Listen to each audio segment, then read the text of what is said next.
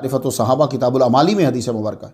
عائذ بن عمر سے المزنی جو ہیں یہ بیان کرتے ہیں کہ ہم ہمارے نبی صلی اللہ علیہ وآلہ وسلم کے ساتھ بیٹھے ہوئے تھے کہ ایک اعرابی آیا اور بے باکی سے بار بار کہہ رہا ہے یا رسول اللہ مجھے کھانا دو، یا رسول اللہ اس کے علاوہ بھی مجھے دو، مجھے دو.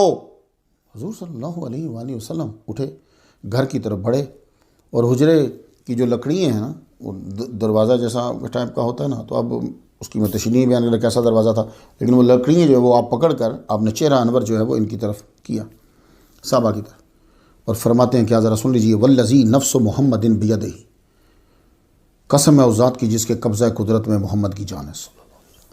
لو تعلمون ما اعلم فی المسالۃ، جو میں جانتا ہوں سوال کے نقصانات کے بارے میں یا سزا کے بارے میں، جو بھی یہاں تشریح نہیں ہے، فی المسالۃ ما سأل رجل رجلا، تو تم جانتے ہوتے تو کبھی سوال نہ کرتے.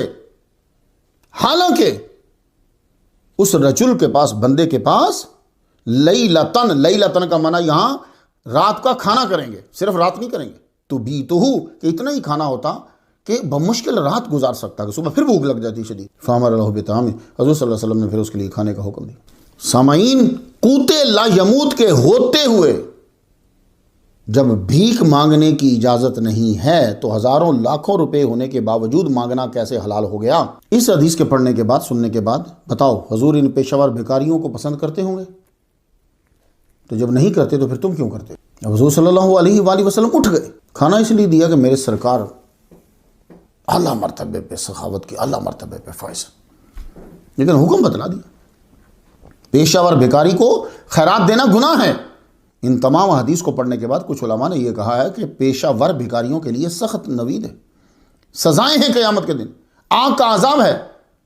تو جس کے پاس کھانا ہے مزید پیسے جمع کرنے کے لیے بھیک مانگ رہا ہے، یہ مکروہ تحریمی کے پاس چلا گیا، اور دینے والا حرام کام میں اس کی مدد کر رہا ہے، اس لیے وہ گناہ گار ہے. کیونکہ اللہ فرماتا ہے وَلَا تَعَاوَنُوا عَلَى الْإِثْمِ وَالْعُدْوَانِ، مت تعاون کرو، گناہ اور زیادتی کے کاموں میں تعاون نہ کرو. تو یہ گناہ ہے.